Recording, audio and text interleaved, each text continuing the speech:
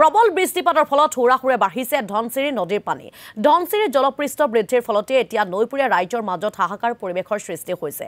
নুমলীগড়ৰ সমীপৰে মৰঙী মৌজাৰ নেপালী খুঁটিত ছিগিল মূল পকীপথ। প্ৰচণ্ড সোঁতত বাগৰিছে পানী। আমি আপোনালোকক দৃশ্য দেখুৱাইছোঁ। সেই অঞ্চলটোত এতিয়া দেখা পোৱা গৈছে অপূৰণীয় পৰিস্থিতিৰ সৃষ্টি হৈছে।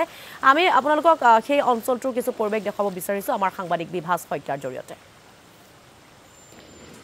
হয়, মই এই মুহূৰ্তত উপস্থিত আছো নুমলীগড়ৰ লেটেকু চাপৰিত উপস্থিত আছো, যি ধনশিৰি নৈ জলপৃষ্ঠ বাঢ়ি উঠাৰ লগে লগে নুমলীগড়ৰ সমগ্ৰ অঞ্চল গাঁৱত বানপানীৰে ডুবি গ'ল। মোৰ সতীৰ্থই সমগ্ৰ দৃশ্যাংশ দেখুৱাইছে যে এই নেপালী খুঁটিৰ বৰগৰীয়া ৰাস্তাটোৰ বানৰ কবলত পৰি এটা ৰাস্তা ছিগি গৈছে। দিশহৰা হৈছে এই অঞ্চলবাসীৰ ৰাইজ। পানীৰ কবলত পৰিছে। বানপানীৰ উঠাৰ লগে লগে তেওঁলোকে বিমাগত পৰিছে, যি ধাৰাবাহিকভাৱে 4 দিন ধৰি যি বানৰ কবলত পৰি আছে এই সমগ্ৰ নুমলীগড় অঞ্চলবাসী। স্থানীয় লোক আছে, মই তেওঁৰ পৰা জানিব বিচাৰিম। কওকচোন কিমান বানপানী অনিষ্ট কৰিছে? হয়, নমস্কাৰ। আমাৰ ইয়াত প্ৰায় এইটো গাঁৱত আছে আপোনাৰ 60-70 ঘৰ মানুহ, এইটো গাঁৱত আছে আপোনাৰ প্ৰায় 200 মানুহ। 200 মানুহৰ ভিতৰত প্ৰায় 150 মানুহ আপোনাৰ হেৰি হৈ আছে, পানীত ডুব খাই আছে। তো ইয়াত পশুধন আপোনাৰ চাব পাৰে, পোনে পোনে এইফালে পশুধন চব মানে এনেকুৱাই হেৰি হৈ আছে।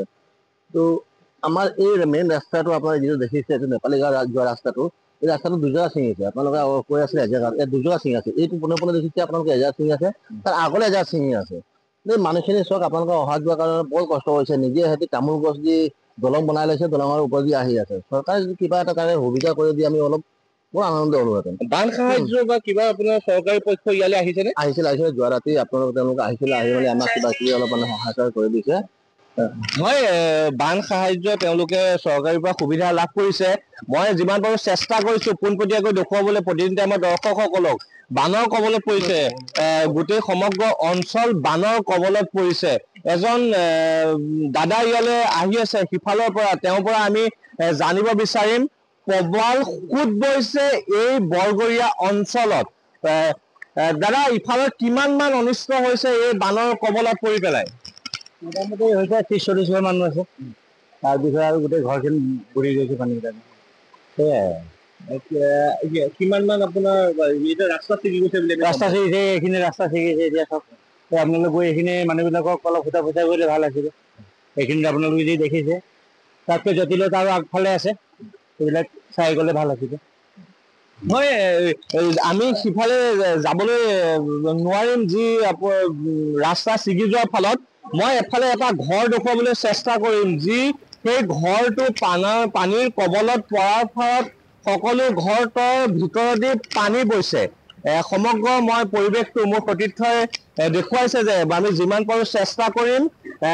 যি নুমলীগড়ৰ যি সমগ্ৰ অঞ্চল বানৰ কবলত পৰাৰ ক্ষেত্ৰত মানুহবোৰ কেনেকুৱা এক দুৰ্বিষহ জীৱন কটাবলগীয়া হৈছে সেই অঞ্চলবাসীয়ে এই দৃশ্যসমূহ দেখিলে আচলতে অনুমান কৰিব পাৰে। আমাক কিছু পৰিৱেশ দেখুৱালে আমাৰ সাংবাদিক বিভাস শইকীয়াই।